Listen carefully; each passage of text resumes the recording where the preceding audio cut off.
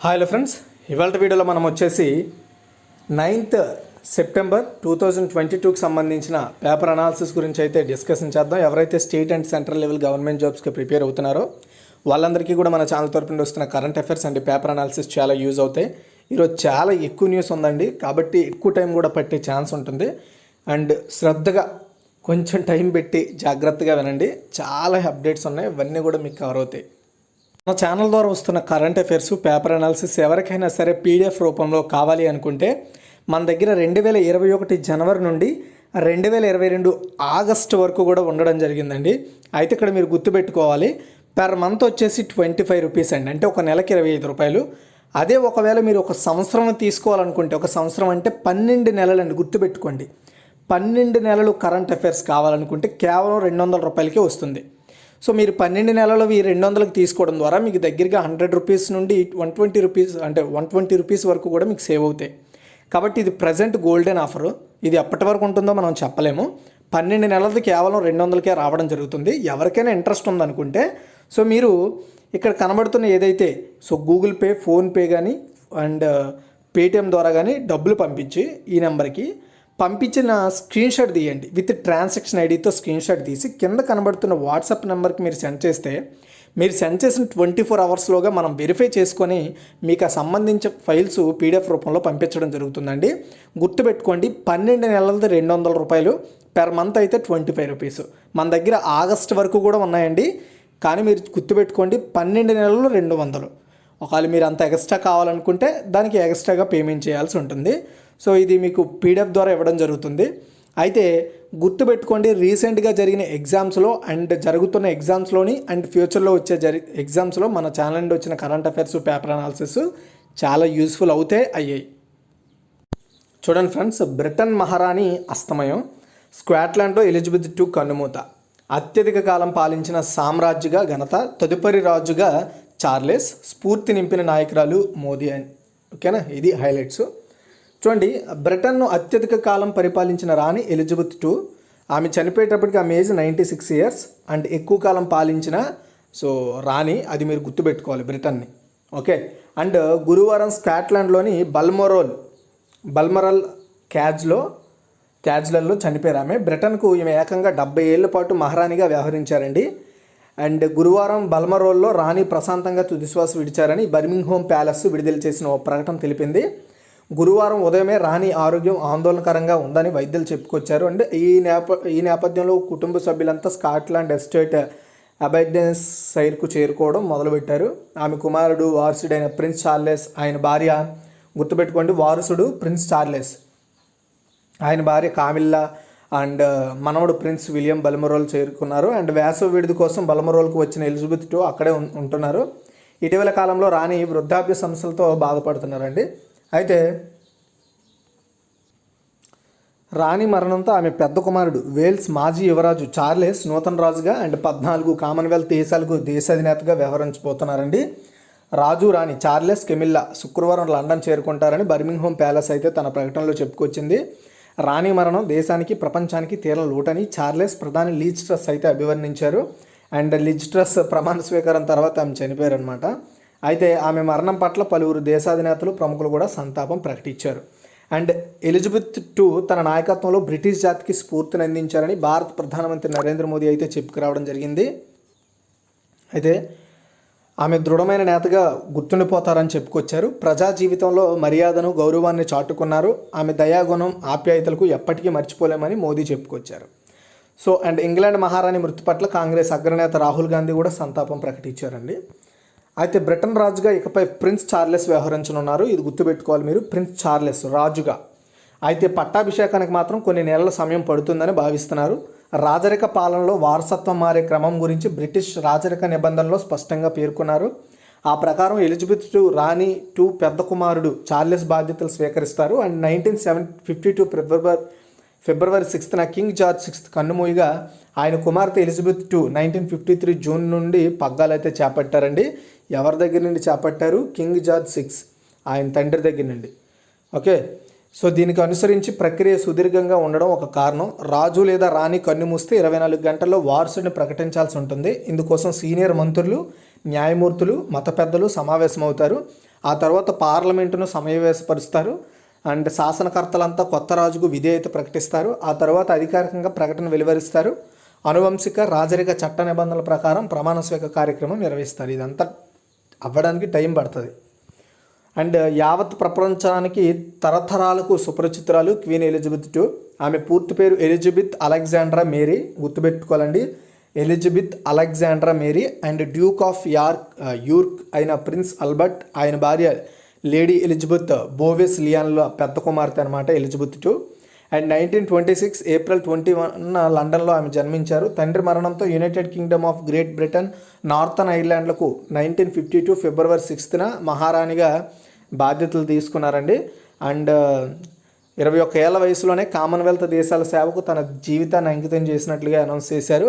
And queen Victoria పాలన 63 సంవత్సరాలు 7 నెలల 2 రోజులు రికార్డును బద్దలు కొడుతూ బ్రిటన్కి అత్యధిక కాలం పాలించిన రాణిగా 2015లోనే ఎలిజబెత్ రికార్డు అయితే క్రియేట్ చేశారు. అండ్ ఈ గురువారం నాటికి 70 ఏళ్ళ 7 నెలల 3 రోజులు పాలించారు. ఆమె చనిపోయే ముందు నాటికి తన హయాంలో 4000కు పైగా చట్టాలకు ఆమె ఆమోదముద్ర వేశారు. 112 విదేశీ అధినేతలకు ఆతిథ్యం కూడా ఇవ్వడం జరిగింది. ఇది సో మనకి ఇక్కడ ఏం లేదండి, సింపుల్గా మనకు ఒక ప్రెసిడెంట్ ఎలాగో అక్కడ సో ఈ రాజు రాణి అలా అనమాట. కాకపోతే చిన్న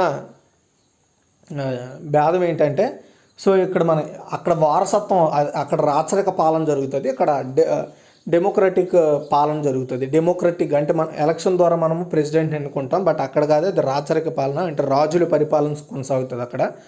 సో వారసత్వం ఒకరి తర్వాత ఒకరు అలా వాళ్ళ ఫ్యామిలీ వల్లే అలా రాజులుగా రాళ్ళనులుగా వ్యవహరించడం జరుగుతుంది అక్కడ. ఓకేనా, అది సో ఆ చిన్నపాటి డిఫరెన్స్ అయితే ఉంది వాళ్ళకి మనకి. అండ్ మహారాణి హోదాలో 100కు పైగా దేశాల్లో ఎలిజబెత్ II అయితే పర్యటించారు. ముఖ్యంగా కామన్వెల్త్ దేశాల్లో 150కి పైగా పర్యటనలు చేశారు. అత్యధికంగా 22 సార్లు కెనడాకి వెళ్ళారట. అండ్ ఆంగ్లంతో పాటు ఫ్రెంచ్ కూడా అనర్గళంగా ఆమె మాట్లాడగలదు. అండ్ ఆమె 13 సార్లు ఫ్రాన్స్లో కూడా పర్యటించారు. 3 పర్యాయాలు అంటే 1961, 1983, 1997 భారత్లో ఆమె విజిట్ చేయడం జరిగింది. తనకు లభించిన స్వాగతానికి ఆతిథ్యానికి ఆమె ఎంతో ముగ్ధులయ్యారు. అండ్ 2015 నవంబర్లో విదేశీ పర్యటనలకు ముగింపు పలికారు. అప్పటి నుండి ఆమె విదేశీ పర్యటనలు చేయట్లేదు.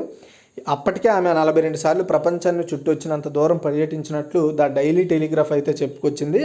ఎలిజబెత్ II నేతృత్వంలో మొత్తం 15 మంది బ్రిటన్ ప్రధానులు సేవలైతే అందించారు. వీరిలో మొదటి వ్యక్తి విన్స్టన్ చర్చిల్. అండ్ 1952 నుండి 1955 వరకు కూడా ఆయన ప్రధానిగా ఉన్నారు దేశానికి, బ్రిటన్కి. చివరి ప్రధాని లిజ్ ట్రస్ అనమాట. అండ్ ఆమె ప్రమాణ స్వీకారం జరిగింది మొన్న, నిన్న ఆమె చనిపోయారు. ఒక్క లిండన్ జాన్సన్ను మినహాయిస్తే అమెరికాను పాలించిన మొత్తం 14 మంది అధ్యక్షుల్లో 13 మంది ఆమెతో భేటీ కూడా అయ్యారు. చైనాను సందర్శించిన అమెరికాలో ప్రతినిధుల సభను ఉద్దేశించి ప్రసంగించిన తొలి బ్రిటిష్ మహారాణిగా ఆమె చరిత్ర సృష్టించారండి. ఓకేనా. అండ్ 100 ఏళ్ళు నిండిన 3 లక్షల మందికి 60 ఏళ్ళు వివాహ వార్షికోత్సవం జరుపుకున్న 9 లక్షల మందికి పైగా దంపతులకు శుభాకాంక్షలు తెలుపుతూ ఆమె కార్డులు కూడా పంపారు ఇప్పటివరకు. భర్త ప్రిన్స్ ఫిలిప్తో 73 ఏళ్ల పాటు కలిసి జీవించి మరో రికార్డు కూడా క్రియేట్ చేశారు. గత ఏడాది ఏప్రిల్లో 99 ఏళ్ల వయసులో ఆయన కూడా చనిపోయారు. ఈ దంపతులకు 4 సంతానం కూడా ఉందండి. ఇంతవరకు తెలుసుకుంటే చాలు. యాక్చువల్గా ఇంతకు మించి ఎక్కువ తెలుసుకోవాల్సిన అవసరం లేదు. అంటే స్టార్టింగ్ టు ఎండింగ్ పాయింట్ వరకు మనం తెలుసుకున్నాం అనుకుంటున్నాను. సో ఇన్ఫర్మేషన్ మీకు ఫ్యూచర్ ఎగ్జామ్స్కి చాలా యూస్ఫుల్ అవుతుంది. అండ్ క్వశ్చన్స్ కూడా ఏ విధంగా రావచ్చు అంటే, సో ఇటీవల చనిపోయిన బ్రిటన్ రాణి ఎవరు, ఆమె పూర్తి పేరు ఏమిటి, ఆమె ఎవరి దగ్గర నుండి ఆ బాధ్యతలు తీసుకుంది, అండ్ అతనికి ఏమవుతారు, నెక్స్ట్ ఆమె ఎన్ని దేశాలు తిరిగింది, ఎంతకాలం పాటు పరిపాలించింది, ఆమె చివరి ప్రమాణ స్వీకారం చేసిన లాస్ట్ ప్రధాని ఎవరు, ఫస్ట్ ప్రధాని ఎవరు, ఈ నెక్స్ట్ వచ్చేసి ఆమె ఎక్కడ మరణించింది, అండ్ అదేవిధంగా ఆమె తల్లి పేరేంటి, తండ్రి పేరేంటి, అతని భర్త పేరేంటి, అతని భర్త ఎప్పుడు చనిపోయారు, ఇవన్నీ కూడా అడిగే ఛాన్సెస్ అయితే ఉంటాయి. అండ్ మన ఇండియా ఆమె ఎప్పుడు విజిట్ చేసింది, ఎన్నిసార్లు విజిట్ చేసింది, లాస్ట్ టైం ఎప్పుడు విజిట్ చేసింది, స్టార్టింగ్ ఎప్పుడు విజిట్ చేసింది అనేది మనము గుర్తుపెట్టుకోవాల్సి ఉంటుందన్నమాట. ఇవన్నీ చాలా ఇంపార్టెంట్. సో అత్యధికంగా ఆమె ఏ దేశానికి విజిట్ చేసిందని కూడా ఫ్యూచర్ అడిగే ఛాన్స్ ఉంది. కానీ ఇప్పుడు నేను ఎంతకంటే ముందు చెప్పినవన్నీ కూడా ఖచ్చితంగా మీకు ఫ్యూచర్లో అడుగుతాడు. ఓకేనా. నెక్స్ట్, ట్రాన్స్జెండర్లకు ఉద్యోగాలపై విధానం రూపొందించండి, కేంద్రానికి సుప్రీంకోర్టు ఆదేశం. చూడండి, సమాజంలో అంటే మన కమ్యూనిటీలో ట్రాన్స్జెండర్లకు రక్షణ కల్పించేందుకు 2019లో తీసుకొచ్చిన చట్టాన్ని అనుసరించి వివిధ విభాగాల్లో వారికి ఉద్యోగ అవకాశాలు కల్పించడంపై ఓ విధానాన్ని రూపొందించాలని కేంద్ర ప్రభుత్వాన్ని సుప్రీంకోర్టు ఆదేశించిందండి. ట్రాన్స్జెండర్ల హక్కుల రక్షణ చట్టం 2020 జనవరి 10వ తేదీ నుంచి అమల్లోకి వచ్చిందండి. గుర్తుపెట్టుకోవాలి, ట్రాన్స్జెండర్ల హక్కుల రక్షణ చట్టం 2020 ఎప్పుడు జనవరి 10వ తేదీ నుండి అమల్లోకి వచ్చింది. 2014లో లింగ మార్పిడి చేయించుకొని మహిళగా మారిన వ్యక్తికి ప్రభుత్వ విమానయాన సంస్థ ఎయిర్ ఇండియా ఉద్యోగం ఇచ్చేందుకు నిరాకరించడంతో ఆమె సుప్రీంకోర్టుకు రావడం జరిగింది. అయితే ఈ కేసు విచారణలో భాగంగా justice D Y Chandrachud, justice Hima Kohli ధర్మాసనం గురువారం మధ్యంతర ఆదేశాలు ఇచ్చింది. మధ్యంతర ఆదేశాలు అంటే ఇంకా పర్టికులర్ ఏదైతే కేసు ఉంటుందో ఆ కేసు అనేది పూర్తి అవ్వకముందే మధ్యలో ఇచ్చే, అంటే కేసుకి ఇంకా టైం ఉందన్నమాట, కేసుకి ఇంకా చాలా విచారించాలి, చాలా ప్రొసీడింగ్స్ మధ్యలో ఇచ్చే ఆదేశాలను మనం మధ్యంతర ఆదేశాలని చెప్పుకుంటాం. ఓకేనా. అయితే ట్రాన్స్జెండర్ల హక్కుల పరిరక్షణ కోసం చట్టం చేసిన కేంద్ర ప్రభుత్వానికి ఆ చట్ట నిబంధనలు అమలు చేయాల్సిన బాధ్యత కూడా ఉందని తెలిపింది. కేంద్ర రాష్ట్ర ప్రభుత్వ విభాగాల్లో వారి అర్హతలకు తగిన ఉద్యోగాలు కూడా లభించేలా ఓ విధానాన్ని రూపొందించాలని సుప్రీంకోర్టు చెప్పింది. దీనికోసం చొరవ తీసుకోవడంతో పాటు సంబంధిత భాగస్వాములతో సంప్రదింపులు జరపాలని కేంద్ర సామాజిక న్యాయ అండ్ సాధికారత మంత్రిత్వ శాఖ, సిబ్బంది శిక్షణ వ్యవహారాల శాఖలకు ఆదేశించడం జరిగింది. ఓకేనా. అది అంటే ఫ్యూచర్ ఎగ్జామ్స్లో ట్రాన్స్జెండర్లకు కూడా ఒక విధమైన అంటే ప్రభుత్వ ఉద్యోగాల్లో వాళ్ళు కూడా ప్రయత్నం చేయడానికి అండ్ ఉద్యోగం పొందడానికి అవకాశం వస్తుంది. అండ్ ఆల్రెడీ చాలా వరకు ప్రభుత్వ ఉద్యోగాల్లో థర్డ్ జెండర్ కూడా కేటగిరీ ఇస్తున్నారు. అయితే ఇకపై పోస్టుల కేటాయింపులు కావచ్చు, వాళ్ళకి రిజర్వేషన్ కేటాయింపులు కూడా ఉండాలని సూచన చేసిందనమాట సుప్రీంకోర్టు. తర్వాత అరుణాచల్ ప్రదేశ్లో తేలికపాటి M777 హాలీ విడ్జర్ల మోహరింపు. చూడండి, చైనా బలగాలతో ఉద్రిక్తులు కొనసాగుతున్న వేళ మన దేశానికి వాస్తవాదిని రేఖ, దీన్ని LAC అంటామన్నమాట. So line of actual control అంటారు దీన్ని, LAC మీన్స్. అండ్ ఈ LAC వెంబడి వ్యూహాత్మక ప్రాంతాల్లో ఆయుధ సంపత్తి మోహరింపుకు భారత్ జోరుగా చేపడుతుంది. సో వ్యూహాత్మక ప్రాంతాలు అంటే ఏంటంటే ఒక ప్లానింగ్ చేయడానికి, ప్లానింగ్ని ఎగ్జిక్యూట్ చేయడానికి అండ్ అనువైన ప్రాంతాన్ని అనమాట, అక్కడ ఆయుధ సంపత్తిని మోహరించడంలో స్పీడప్ పెంచింది ఇండియా. సులభంగా రవాణా చేయడానికి వీలైన తేలికపాటి M777 హోవిట్జర్లను అరుణాచల్ ప్రదేశ్లో LAC వెంబడ పర్వత ప్రాంతాల్లో తాజాగా అధిక సంఖ్యలో మోహరించింది. అండ్ చినూక్ హెలికాప్టర్లతో వాటిని వేగంగా తరలించగలిగినట్లుగా అధికార వర్గాలు వెల్లడించే డ్రోన్లు, ఇతర నిఘా సామగ్రిలను కూడా ఆయా స్థావరాలకు పంపించినట్లు తెలిపాయి. దీంతో అరుణాచల్ ప్రదేశ్ సెక్టార్లో సైనిక సన్నద్ధత బాగా మెరుగైందని చెప్పుకొచ్చారు. ఎలాంటి సవాళ్ళనైనా సరే ఎదుర్కొనేందుకు సిద్ధంగా ఉన్నట్లుగా చెప్పుకొచ్చాయి. లద్దాఖ్ సెక్టార్లోని పలు సున్నితమైన ప్రాంతాలకు కూడా హోవిట్జర్లను సైన్యం ఎప్పటికీ గణనీయ సంఖ్యలో తరలించిన విషయం మనందరికీ తెలుసు. ఓకే, ఇక్కడ మీరు ఒక విషయం గమనించాలి. నేను నిన్ననే కరెంట్ అఫైర్స్లో ఒక విషయం చెప్పా. IAF అంటే ఇండియన్ ఎయిర్ ఫోర్స్ వచ్చేసి లడఖ్లో ఒక వైల్డ్ లైఫ్, ఎవరైతే నేను కరెంట్ అఫైర్స్ చదివారో వాళ్ళకి ఆ వైల్డ్ లైఫ్ పేరేంటో చెప్పాను. దాని పేరు తెలిస్తే కామెంట్ చేయండి. నాకు తెలుసు, కానీ మీకు ఒక క్వశ్చనింగ్ ప్రాసెస్లో అడుగుతున్నా, అంటే ఎంతమంది శ్రద్ధగా ఫాలో అవుతున్నారని తెలుసుకోవడానికి. సో ఆ వైల్డ్ లైఫ్ శాంక్చురీలో ఒక ఎయిర్ బేస్ని ఏర్పాటు చేయడానికి మనకి జాతీయ wildlife sanctuary board permission ఇచ్చిందనమాట ఇండియన్ ఎయిర్ ఫోర్స్కి. అక్కడ ఒక ఎయిర్ బేస్ని అయితే ఏర్పాటు చేయడానికి. ఆ ఎయిర్ బేస్ వచ్చేసి మనకి చైనాకి మనకి మధ్యలో ఉంటుంది అనమాట, బార్డర్ ఏరియాలో. సో అక్కడ చైనాతో వచ్చే ఇష్యూస్ని కవర్ చేయడానికి మనకు అక్కడ ఒక ఎయిర్ బేస్ అనేది చాలా ఇంపార్టెంట్, అందుకని అక్కడ ఏర్పాటు చేయడం జరిగింది. ఇప్పుడు వచ్చేసి LAC అరుణాచల్ ప్రదేశ్లో ఇప్పుడు దీన్ని ఏర్పాటు చేయబోతున్నారు. అంటే ఇక్కడ వీళ్ళు వచ్చేసి M777 హోవిట్జర్లను అయితే ఏర్పాటు చేయబోతున్నారు అనమాట. ఇక్కడ మనం చూసుకుంటే మ్యాప్లో మీకు ఎక్స్ప్లెయిన్ చేస్తాను చూడండి. సో ఇక్కడ మనం LAC అని చెప్పుకున్నాం కదా, ఈ రెడ్ డాట్స్లో కనబడుతున్న ఏవైతే లైన్స్లో కనబడుతుందో LAC అనమాట. అండ్ LAC అనేది మనకి అరుణాచల్ ప్రదేశ్లో కవర్ చేస్తుంది. ఈ అరుణాచల్ ప్రదేశ్తో మనం ఇక్కడ చూసుకుంటే డిబేట్ ప్రాంతం అండి, ఇదంతా కూడా డిబేట్ ప్రాంతం. సో డిబేట్ ప్రాంతం అనేది చైనాకి మనకి వివాదాస్పద ప్రాంతమే ఈ డిబేట్ ప్రాంతం. సో ఆ డిబేట్ దాటితే అటు, అంటే డిబేట్ అంటే అది ఏం సదునైన ప్రాంతం కాదు, కొండలు పెద్ద పెద్ద కొండలు ఉండే ప్రాంతాలు. అది దాటితే చైనా భూభాగం పూర్తిగా కవర్ అవుతుంది. ఇటు సైడ్ వస్తే మన ఇండియా భూభాగం అంతా కవర్ అవుతుంది. సో ఇదే వివాదాస్పద ప్రాంతం అనమాట. అండ్ దీన్నే పూర్తిగా ఆక్రమించుకోవాలని చైనా అనుకుంటుంది.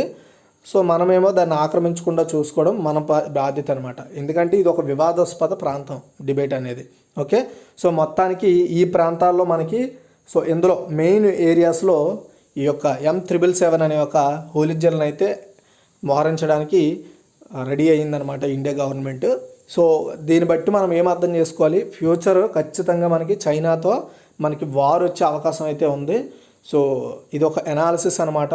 అండ్ వస్తుందని చెప్పలేము, రాదని చెప్పలేము. సో అది డిప్లొమాటిక్ సిచ్యువేషన్స్, మీటింగ్స్ జరుగుతూనే ఉన్నాయి. 45 ప్లస్ మీటింగ్స్ ఇప్పటివరకు మనం దాంతో చేసుకున్నాం. కానీ ఇప్పటికీ చైనా చల్లారడం లేదు. అండ్ దానివల్ల మనం చల్లారట్లేదు అనమాట. ఎందుకంటే మన భూభాగాన్ని రక్షించుకోవడం మన బాధ్యత కాబట్టి. ఓకే, ఎనీవే మీకు అర్థమైంది అనుకుంటున్నాను. సో దిస్ ఈజ్ ఎల్ఏసి వెంబడి ఈ యొక్క ప్రత్యేకమైన ఆయుధ సంపత్తిని ఇక్కడ ఏర్పాటు చేయడానికి రెడీ అయ్యింది, గుర్తుపెట్టుకోండి. సో తర్వాత జాతీయ స్థాయిలో సహకార విశ్వవిద్యాలయం చూడండి.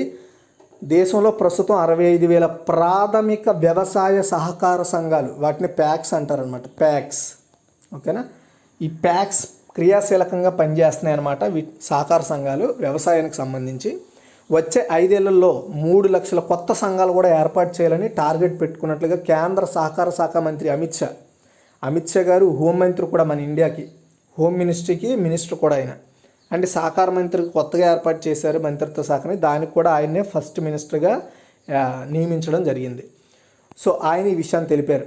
గురువారం రాష్ట్ర సహకార శాఖ మంత్రులు 2 రోజుల సదస్సుకు ఉద్దేశించి ఆయన ప్రారంభ ఉపన్యాసం అయితే చేశారండి. అండ్ ఆ సదస్సుకు ఆయన అధ్యక్షత వహించారు. భవిష్యత్తులో విస్తరించే సహకార రంగానికి అవసరమైన మానవ వనరుల తయారీ కోసం జాతీయ స్థాయిలో సహకార యూనివర్సిటీని కూడా ఏర్పాటు చేయనున్నట్లుగా ఆ మీటింగ్లో అనౌన్స్ చేశారండి. ఓకేనా, సహకార అంటే కోఆపరేషన్ యూనివర్సిటీ అని చెప్పాలి. అయితే ప్రతి రాష్ట్రంలో దీని అనుబంధ కళాశాలలు కూడా ఏర్పాటు చేసి డిప్లొమా డిగ్రీ కోర్సులు కూడా నిర్వహిస్తామని చెప్పుకొచ్చారు. సహకార వ్యవస్థలను ఇప్పటి వరకు 2వ తరగతి పౌరుల్లో చూస్తూ వచ్చారని, ఇక ముందు అలాంటి పరిస్థితి ఉండదని చెప్పారు. 4-5 పెద్ద సహకార సంఘాలను ఏకం చేసి జాతీయ స్థాయిలో బహుళ రాష్ట్ర విత్తనోత్పత్తి సహకార సంఘాన్ని కూడా ఏర్పాటు చేస్తామని చెప్పారండి. ఇది గుర్తుపెట్టుకోండి.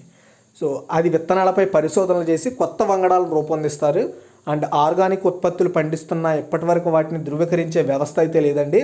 అయితే ఈ లోటును భర్తీ చేయడానికి అమూల్ నేతృత్వంలో ధృవీకరణ పత్రాన్ని జారీ చేసి మార్కెటింగ్ చేపట్టే అంతర్రాష్ట్ర సహకార వ్యవస్థను కూడా ఏర్పాటు చేస్తామని చెప్పారు. దేంతో అండి, అమూల్, గుర్తుపెట్టుకోండి. దేనికంటే సో ఆర్గానిక్ ఉత్పత్తులు పండిస్తున్న వాటికి ధృవీకరించడానికి, సర్టిఫికేషన్ చేయడానికి ఒక పర్టికులర్ సంస్థ అంటూ లేదు మన ఇండియాకి. ఈ బాధ్యతలను ఇప్పుడు అమూల్కి అప్పచెప్తున్నట్లుగా చెప్తున్నారు ఆయన.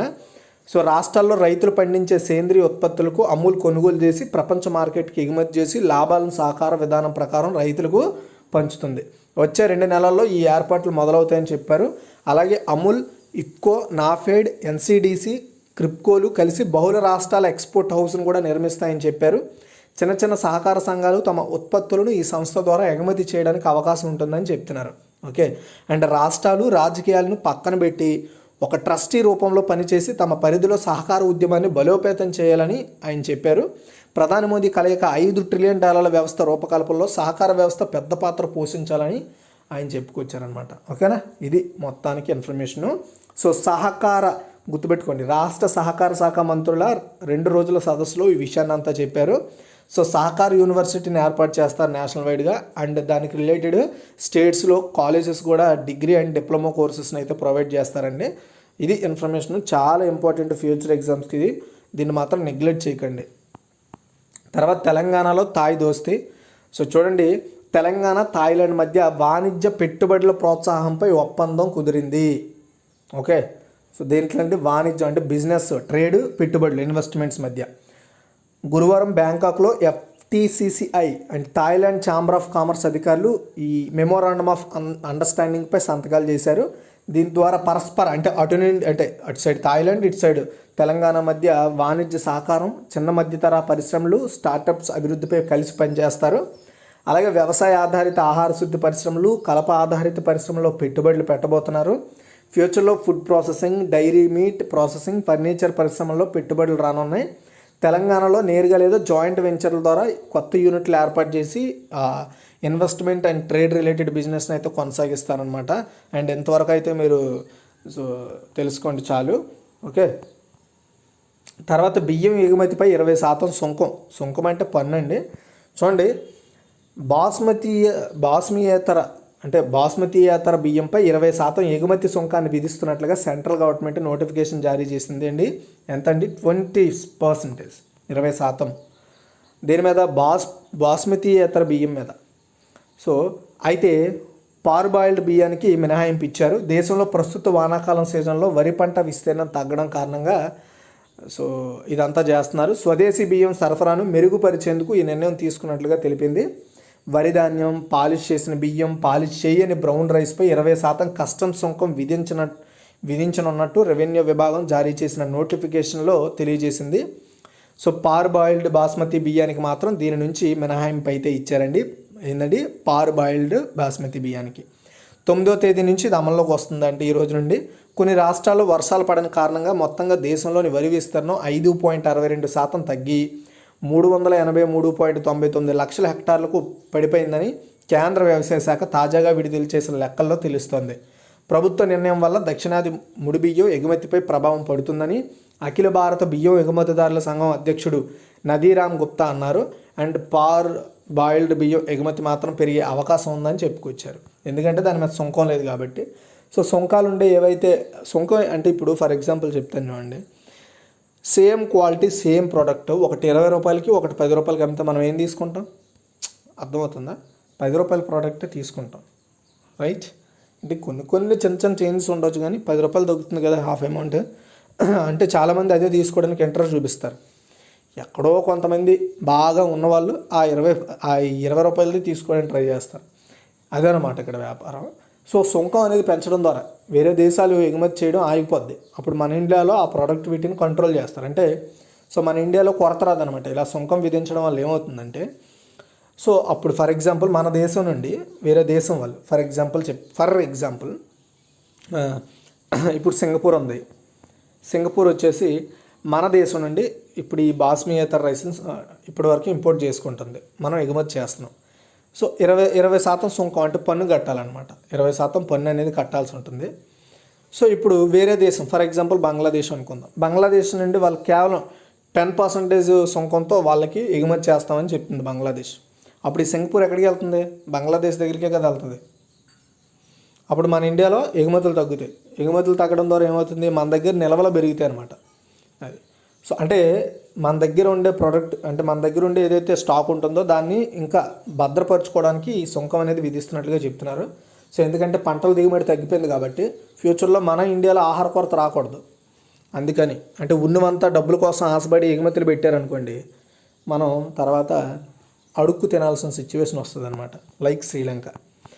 అంటే శ్రీలంక సిచ్యువేషన్ వేరే అవుతుంది. అక్కడ అసలు ఏమీ లేక దెబ్బతిని అక్కడ ఫుడ్ కాన్ఫ్లిక్ట్ వచ్చింది, అంటే క్రైసిస్ వచ్చింది.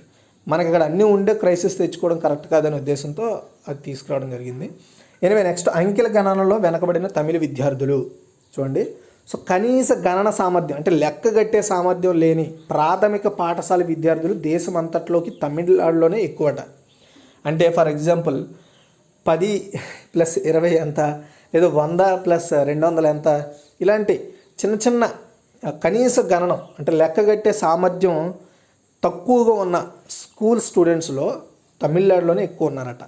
తదుపరి స్థానంలో నెక్స్ట్ జమ్మూ కాశ్మీర్, అస్సాం, గుజరాత్ ఉన్నాయని జాతీయ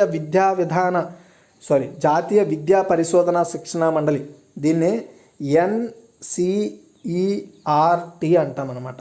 ఓకే, సో ఇది అధ్యయనంలో ఈ విషయం తేల్చింది.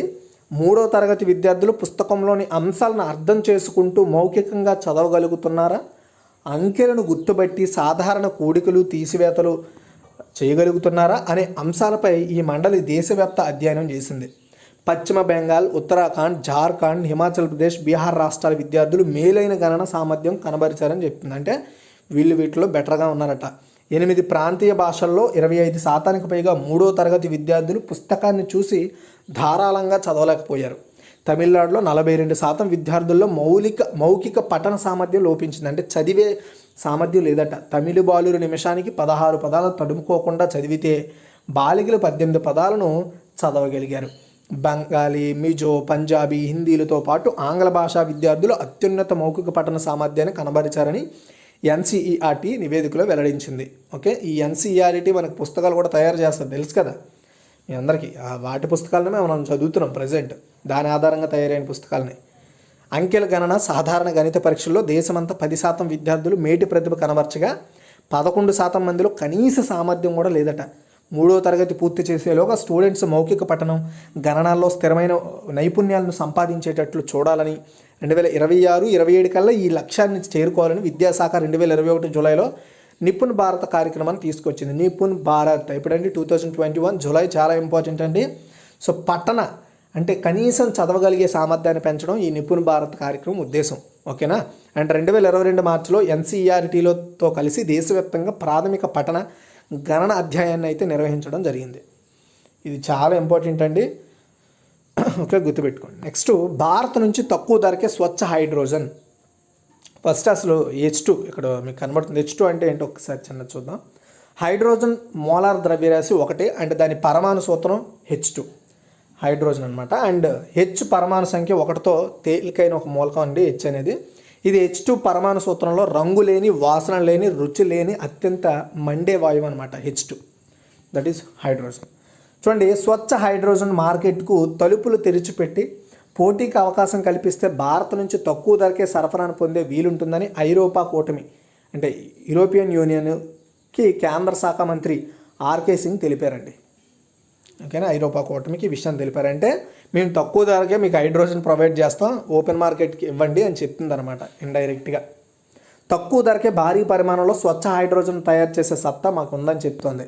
అయితే తొలుత 50 గిగావాట్ల హైడ్రోజన్ ఉత్పత్తి చేయాలంటే ఎలక్ట్రోలైజర్స్ అవసరం అవుతాయని EU India green hydrogen forum, గుర్తుపెట్టుకోండి, EU India green hydrogen forum మొదటి సమావేశంలో మాట్లాడుతూ, ఇది ఫస్ట్ మీటింగ్ అనమాట, మాట్లాడుతూ ఎవరు ఈ మీటింగ్కి పాల్గొన్నారు? మన భారతదేశం తరపున ఆర్కే సింగ్, విద్యుత్ శాఖ మంత్రి ఆర్కే సింగ్ తెలిపారు.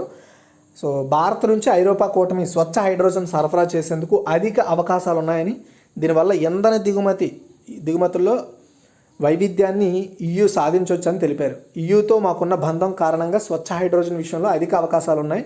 అయితే ఇది విధానాలు, ప్రమాణాలపై ఆధారపడి ఉంటుంది. మేము తక్కువ ధరకే స్వచ్ఛ హైడ్రోజన్ తయారు చేయగలం. చైనా వాళ్ళ ధరలు పారదర్శకం కాదు, వాళ్ళ ధరలు ఎలా నిర్ణయిస్తారో నాకైతే తెలియదని మంత్రి చెప్పారు. భారత్కు పారదర్శకమైన బిడ్డింగ్, సత్వర వివాద పరిష్కార వ్యవస్థలు ఉన్నాయని చెప్పారు. ఐరోపా కూటమికి స్వచ్ఛ హైడ్రోజన్ ఉత్పత్తి చేసి సరఫరా చేసేందుకు భారత్ అనువైందని సింగ్ అయితే అభిప్రాయపడ్డారు.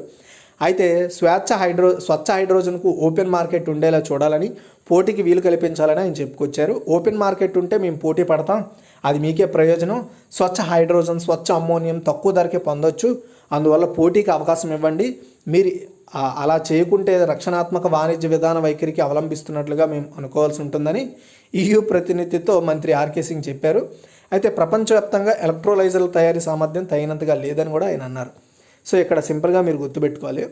సో హైడ్రోజన్ అనేది ఏదైతే ఉందో, ఈ హైడ్రోజన్ మా దగ్గర నుండి మీరు తీసుకోండి అని EUకి డైరెక్ట్గా చెప్తున్నాం అనమాట. అంటే మనము తక్కువ ధరకే ఇస్తాము, స్వచ్ఛమైనది ఇస్తాము, పారదర్శకంగా ఉంటామని చెప్తున్నారు. ఓకేనా? అది మ్యాటర్, గుర్తుపెట్టుకోండి. సో ఒకవేళ ఇది ఏదైనా ఓకే అయితే ఫ్యూచర్లో మన దగ్గర నుండి EU హైడ్రోజన్ని ఇంపోర్ట్ చేసుకునే ఛాన్సెస్ ఉంటాయి.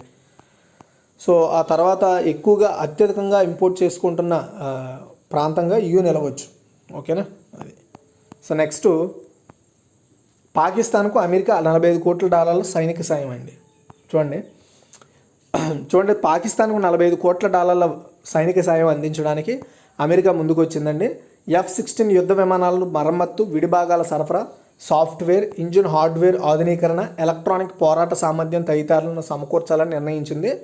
ఉగ్రవాదంపై పోరులో పాకిస్తాన్కు తోడ్పాటునివ్వడం ఈ నిర్ణయం వెనుక ముఖ్యోద్దేశం. ఆఫ్ఘన్ తాలిబాన్, హక్కానీ నెట్వర్క్ తదితర ఉగ్రవాద బృందాలను అణిచివేయడంలో పాక్ విఫలమైనందుకు 2018లో డొనాల్డ్ ట్రంప్ సర్కారు పాకిస్తాన్కు $200 కోట్ల భద్రతా సంబంధ సహాయాన్ని అయితే ఇవ్వడం జరిగింది, నిలిపేసిందనమాట.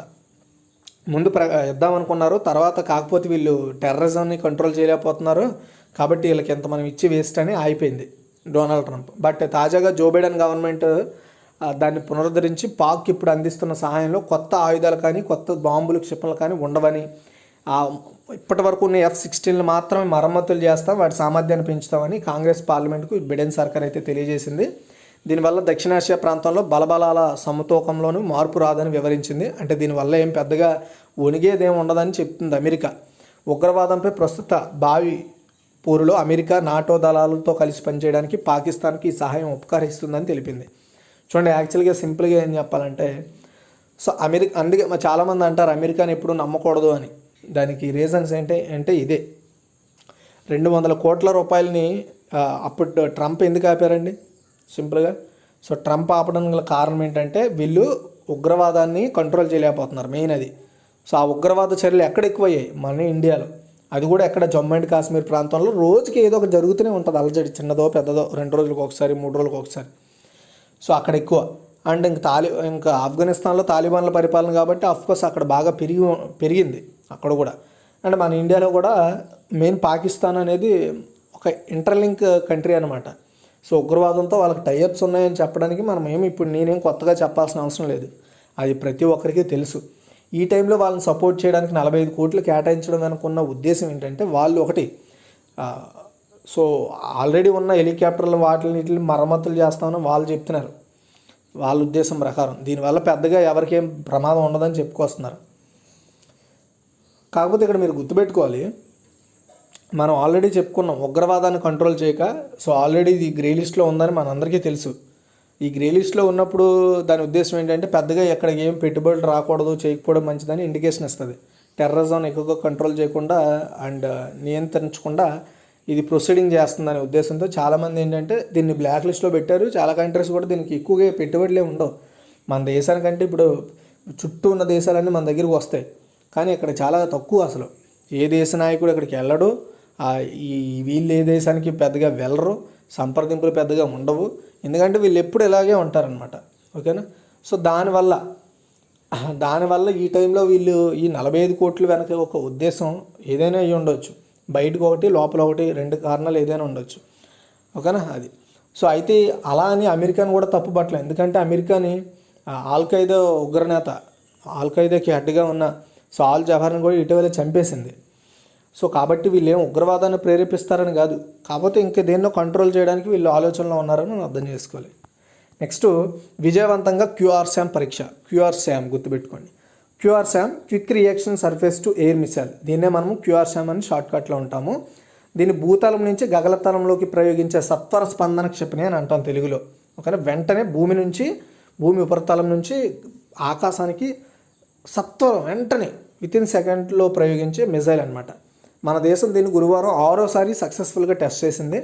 సైన్యం చేపట్టే క్షిపణి ముదింపు సన్నాహకాల్లో భాగంగా ఒడిశా తీరంలోని చాందీపూర్లో, ఇది పేరు గుర్తుపెట్టుకోవాలండి మీరు, చాలా ఇంపార్టెంట్. చాందీపూర్ ఎక్కడి నుండి ఎక్కువగా సో ఈ టెస్టులన్నీ జరుగుతాయి, మెయిన్గా మిసైల్ టెస్టులు. సమీకృత ప్రయోగ కేంద్రం నుంచి ఈ ప్రయోగం జరిగింది. ఈ మేరకు DRDO వెల్లడించింది. విభిన్న పరిస్థితులతో మేము ఈ 6 టెస్టులు అయితే చేసామని చెప్తున్నారనమాట. అండ్ క్షిపణి వ్యవస్థ పనితీరు చక్కగా ఉన్నట్లుగా కూడా వివిధ ప్రాంతాల్లో ఏర్పాటు చేసిన radar, electro optical tracking systems అయితే చెప్తున్నాయి. QRSAMను విజయవంతంగా పరీక్షించడంపై రక్షణ మంత్రి రాజ్నాథ్ సింగ్ DRDO శాస్త్రవేత్తలకు అభినందనలు తెలిపారు. దీన్ని ఫ్యూచర్లో ఆర్మీలో ఇంట్రడ్యూస్ చేస్తారనమాట. నెక్స్ట్ ఇక్కడ చూడండి, now the employment guarantee in all the cities of Rajasthan. అంటే గుర్తుపెట్టుకోండి, ఇప్పటివరకు మన గ్రామీణ ఉపాధి హామీ పథకమే ఉంది. ఇప్పుడు ఆ ప్లేస్లో రాజస్థాన్ గవర్నమెంట్ ఆ రాష్ట్రంలో ఉండే పట్టణాల్లో ఈ పట్టణ ఉపాధి హామీ పథకాన్ని అయితే తీసుకొస్తుంది. ఈరోజే దీన్ని ప్రారంభిస్తున్నారు. అండ్ దీని గురించి మనం ఒక 2 డేస్ బ్యాక్ నేను కరెంట్ అఫైర్స్లో చెప్పాను. ఇలా రాజస్థాను ఓన్లీ గ్రామీణ ప్రాంతాల వారికే కాకుండా పట్టణ ప్రాంతాల్లో వాళ్ళకు కూడా ఉపాధి హామీని ఇవ్వబోతుంది అని చెప్పాను. అది ఏ విధంగా ఇస్తారు ఏంటనేది కూడా క్లారిటీగా ఎక్స్ప్లెయిన్ చేశాను. ఈరోజు ది హిందూ పేపర్లో ఈ ఆర్టికల్ వచ్చింది. ఈ స్కీమ్ పేరు ఏంటంటే Indira Gandhi urban employment guarantee scheme. So rural అంటే గ్రామీణం, అర్బన్ అంటే పట్టణాలు. ఓకేనా? గుర్తుపెట్టుకోండి. Launching on September 9, 2022 in the all urban bodies of Rajasthan. Urban bodies అంటే ఏంటి? సో మున్సిపాలిటీలు, ఓకేనా, కార్పొరేషన్స్, వీటిని మనము అర్బన్ బాడీస్ అంటాం. మరి రూరల్ బాడీస్ అంటే ఏంటి? పంచాయతీలు అనమాట. ఓకేనా? రూరల్ బాడీస్ ఏంటి, అర్బన్ బాడీస్ ఏంటి, ఇవి మీరు గుర్తుపెట్టుకోవాలి. వాటిని స్థానిక ప్రభుత్వాలు అని కూడా పిలవచ్చు. స్థానికంగా పరిపాలన చేయడానికి అవి చాలా ఉపయోగపడతాయి. ఓకేనా? ఎందుకంటే మనకి ఇవి ఫ్యూచర్లో చాలా ఇంపార్టెంట్. అర్బన్ బాడీస్ అంటే ఏంటి, రూరల్ బాడీస్ అంటే ఏంటి, అది.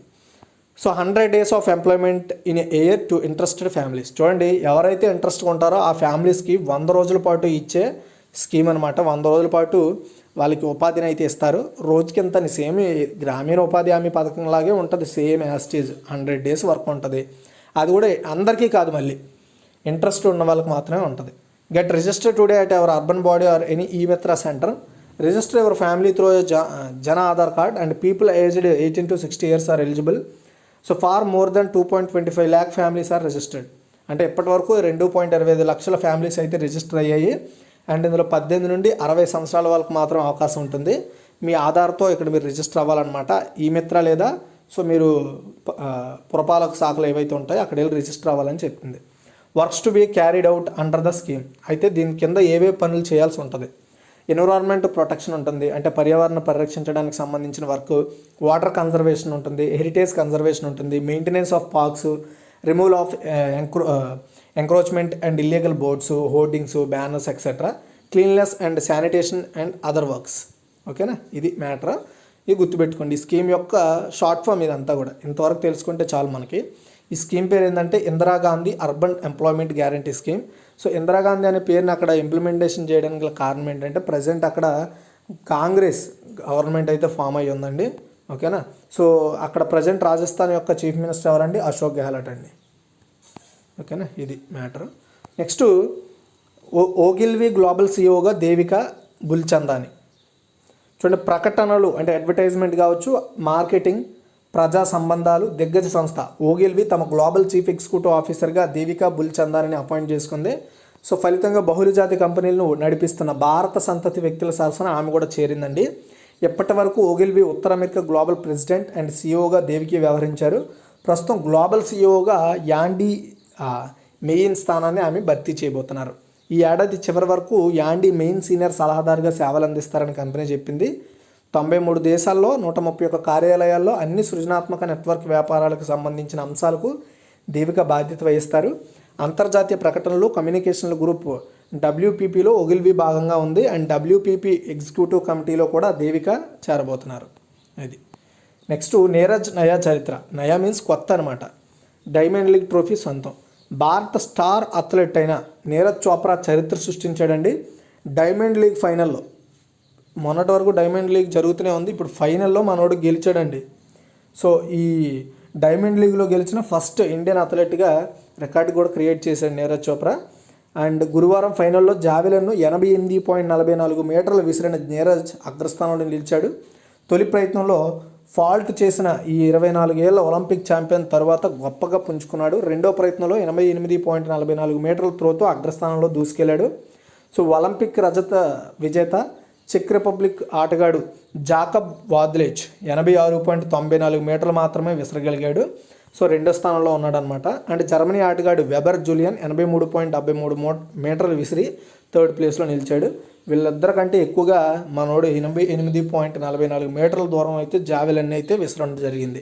ఓకే, ఇది ఓవరాల్గా ఈరోజు ఒక టోటల్ పేపర్ అనాలిసిస్ అప్డేట్స్ అండి. మీకు ఈ వీడియో అర్థమైంది అనుకుంటున్నాను, కాబట్టి లైక్ చేసి షేర్ చేస్తారని కోరుకుంటున్నాను. అండ్ ఇంకొక విషయం ఏంటంటే, మీరు వీడియోకి లైక్ చేస్తే మన ఛానల్ కావచ్చు, మన వీడియో కావచ్చు బూస్ట్ అవుతుందండి. ఎందుకంటే మన తెలుగులో ఇప్పటివరకు ఎవరు ప్రాపర్గా పేపర్ అనాలిసిస్ అయితే చేయట్లేదు. సో పేపర్ అనాలిసిస్ చేయడానికి గల కారణం ఏంటంటే, నేను ఒకటి ఇక్కడ ఫస్ట్ తెలుగులో ఎవరు చేయట్లేదు. పేపర్ అనేది డైలీ చదవడం చాలా ఇంపార్టెంట్. గ్రూప్స్కి, గవర్నమెంట్ జాబ్స్కి ప్రిపేర్ అవుతున్న వాళ్ళకి, యూపీఎస్సీకి ప్రిపేర్ అవుతున్న వాళ్ళకి చాలా ఇంపార్టెంట్. ఓకే, కాబట్టి అంటే ఇక్కడ ఏంటంటే కొంచెం వివరణాత్మక ఇన్ఫర్మేషన్ ఉంటుందనే ఉద్దేశంతో, కాబట్టి వాళ్ళందరికీ ఉపయోగపడాలి, మీకు టైం సేవ్ అవ్వాలి. ఇప్పుడు మనం పేపర్ తీసుకొని చదివి అందులో ఇంపార్టెంట్ ఏదో అంతా చదవాల్సి వస్తుంది. అది ఏంటో చూసుకొని రాసుకొని ఇవన్నీ చేయాలి.